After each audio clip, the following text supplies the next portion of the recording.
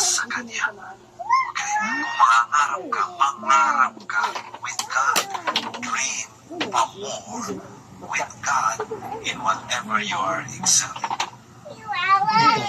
You see, kahit nasa krisis tayong lahat, may mga panibagong oportunidad din na nagbubukas bagamat mas malakas ang dating ng mga challenges, mga negative things that we hear around us kaysa sa opportunities.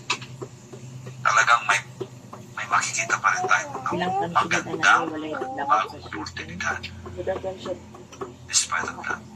Ang pangalawa na pwede natin gawin, what you can do right now that is right for tomorrow is, improving yourself rather than improving your circumstances. Please know that during this pandemic, we cannot position ourselves in the future.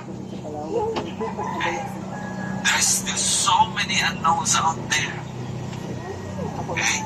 But what we can do is to position ourselves for the future. Did you get that? Huh?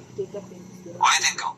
But what we can do is to position ourselves for the future. Be the future rather than see the future. Okay? Now, be the future now.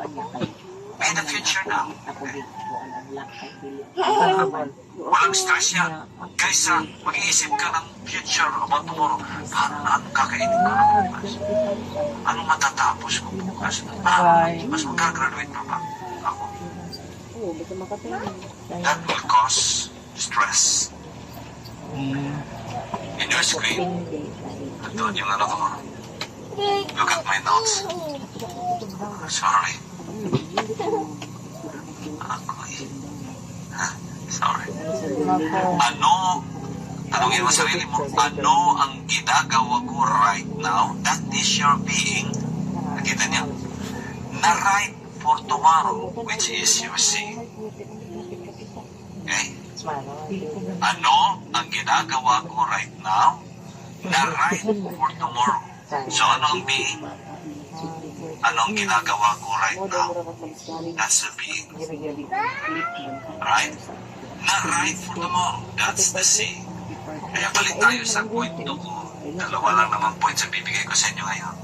Right? As we dream pa more with God. Focus yourself